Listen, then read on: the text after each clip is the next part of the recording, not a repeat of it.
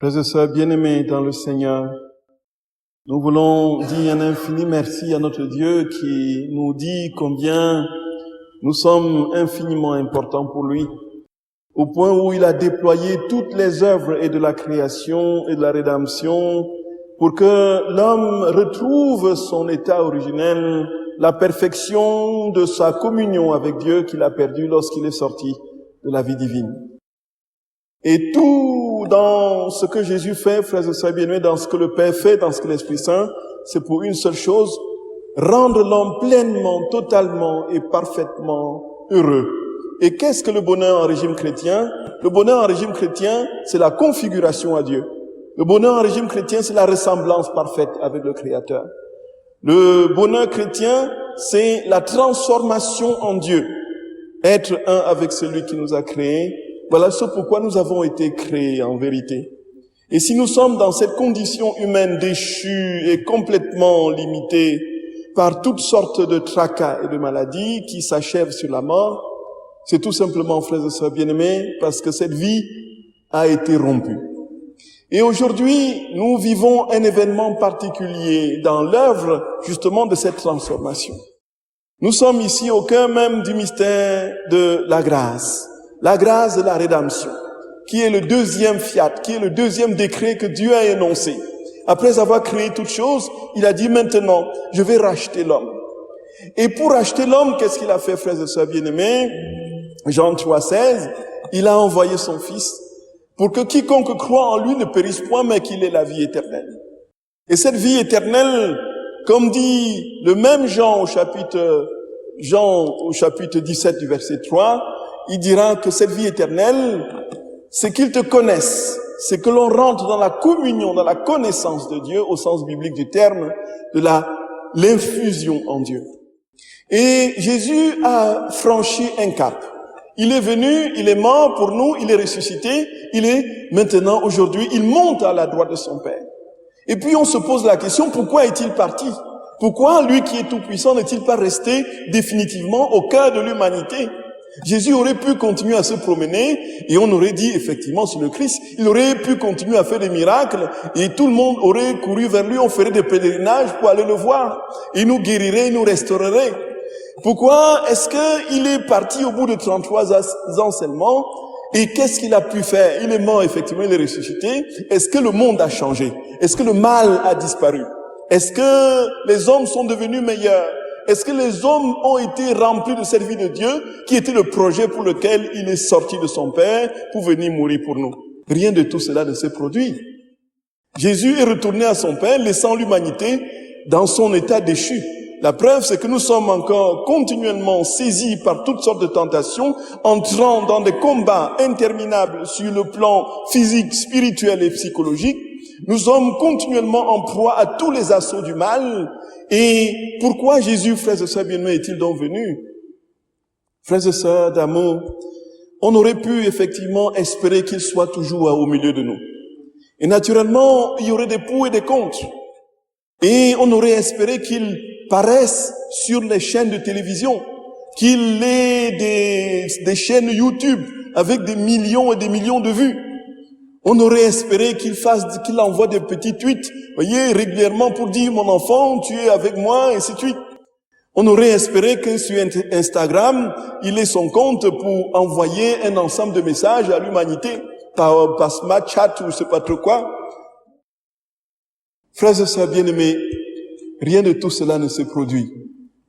Et ce faisant, on se pose la question, pourquoi est-il donc retourné au Père si la mission n'était pas accomplie?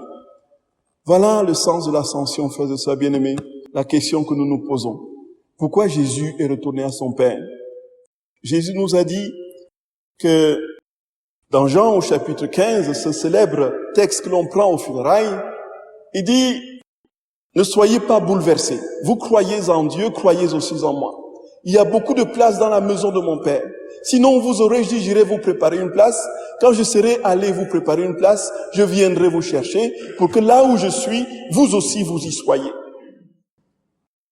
On a ici, frères et sœurs bien-aimés, le projet que Dieu a sur l'humanité qui se réalise grâce à l'ascension.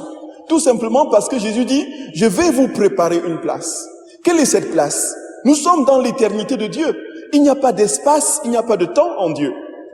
Pour que là où je suis, vous aussi vous y soyez, il ne faut donc pas le comprendre comme étant un espace, un lieu, une demeure où Dieu s'en va et une localité dans laquelle il se trouve et il veut nous conduire à lui. Là où Dieu est, en fait, c'est ce qu'il est. Là où Dieu est, c'est quoi? Où est-ce qu'il est? Il est dans son Père. Et s'il est dans son Père, cela veut dire que le Père est en lui, dans la communion du Saint-Esprit. Cela veut dire que c'est un état. Là où je suis, vous aussi vous y soyez. Cela veut dire pour que là où ce que je suis, vous le deveniez. Puisque je suis Dieu, que vous deveniez Dieu. Participant de ma nature divine, selon l'épître de Saint-Pierre. Donc, le but de l'ascension était pour réaliser ce projet de la sanctification, de la transformation totale de l'âme humaine en Dieu. Cela veut dire qu'il était bien qu'il s'en aille pour que l'Esprit Saint vienne accomplir cette troisième œuvre, cette troisième fiat de la sanctification. Et s'il n'était pas parti, frères et sœurs bien-aimés, on aurait eu justement un Jésus qui parcourait l'histoire, qui faisait des tas de trucs au niveau de la communication pour se faire connaître. Il y aurait des pour, il y aurait des contre. Certains diraient qu'il est faux prophète, d'autres ainsi de suite. Il n'y aurait donc pas cette possibilité qu'il a aujourd'hui, par le don de son Esprit Saint, de transformer l'âme humaine en Dieu. Et voilà donc la deuxième raison pour laquelle Jésus monte au ciel, frères et sœurs bien-aimés. Il dit, il faut que je m'en aille, et pour vous envoyer le Saint-Esprit. Nous sommes ici, frères et sœurs, au cœur du mystère même de la grâce, qui fait que nous ne serons jamais véritablement unis au Seigneur, que lorsque son Esprit nous aura complètement pulvérisé, ou plutôt pulvérisé le mal qui est en nous.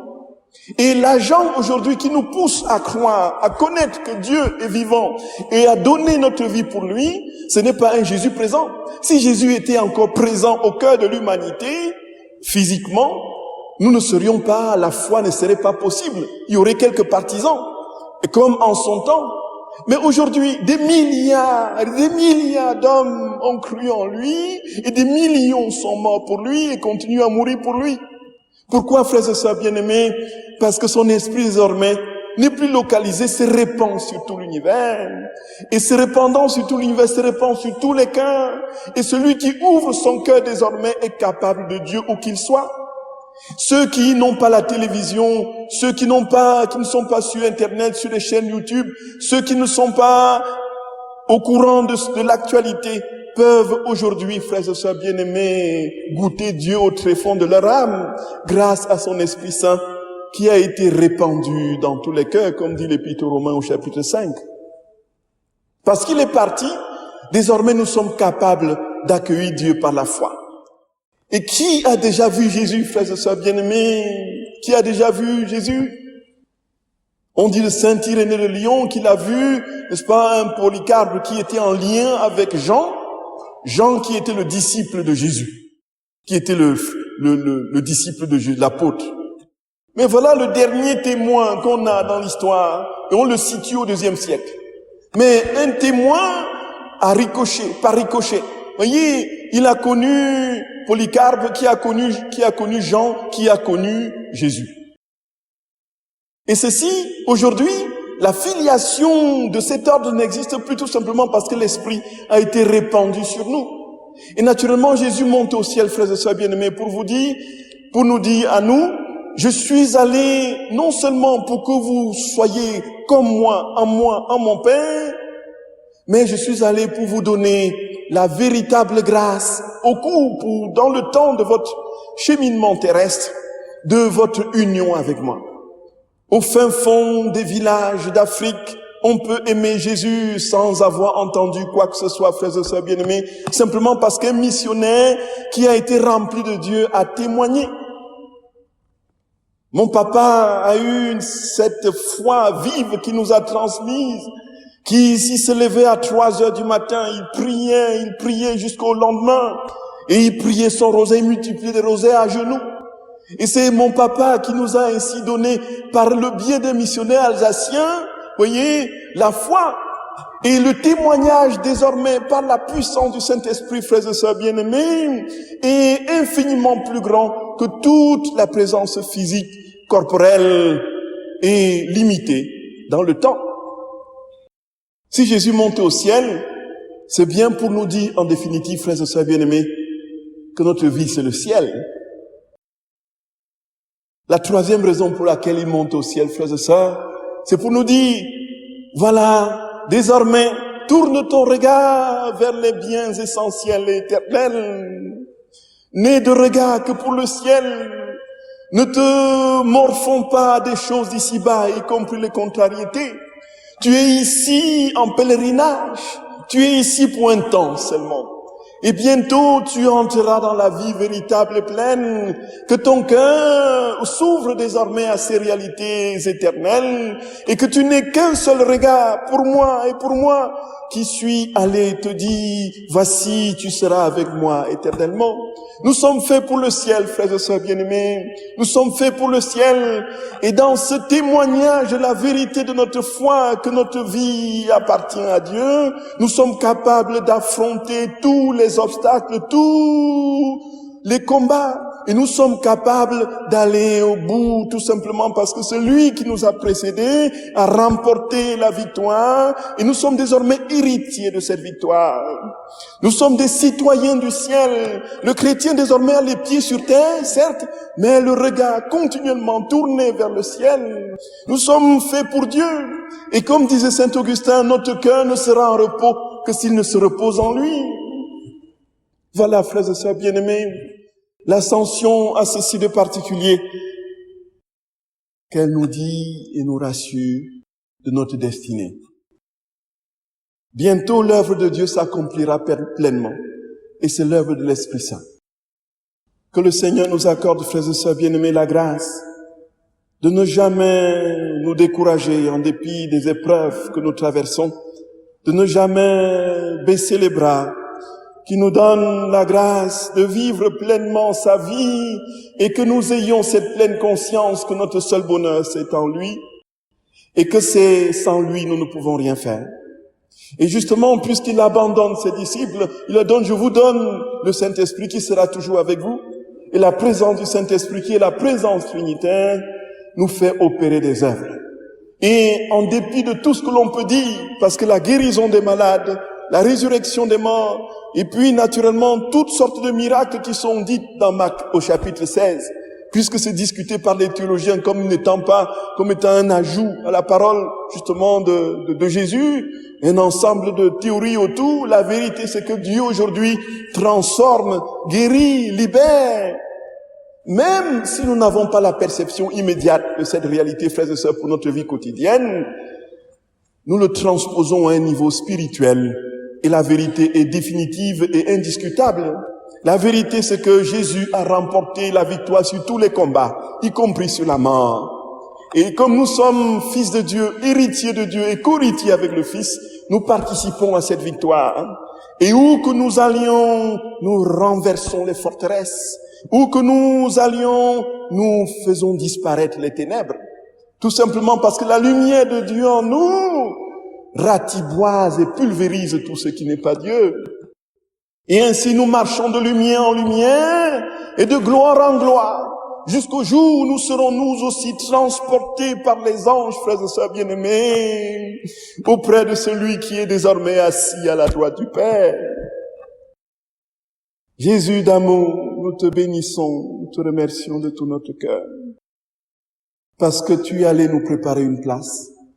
Tu es allé nous envoyer ton Esprit Saint pour nous rappeler que notre destinée, c'est le ciel. Accorde-nous de ne jamais perdre courage et d'affronter les épreuves avec cette détermination qui a été la tienne lorsque tu es allé jusqu'au bout en versant ton sang jusqu'à la dernière goutte. Donne-nous, Seigneur, nous t'en supplions, de mépriser les réalités de ce monde et d'embrasser ta sainte et glorieuse croix, qui est le gage de notre victoire, l'étendard de la vie, là où tu désormais manifestes ton amour en plénitude et de manière infinie.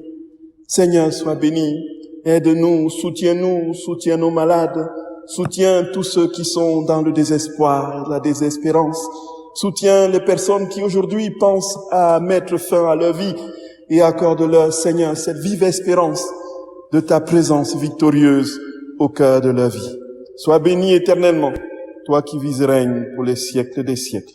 Amen.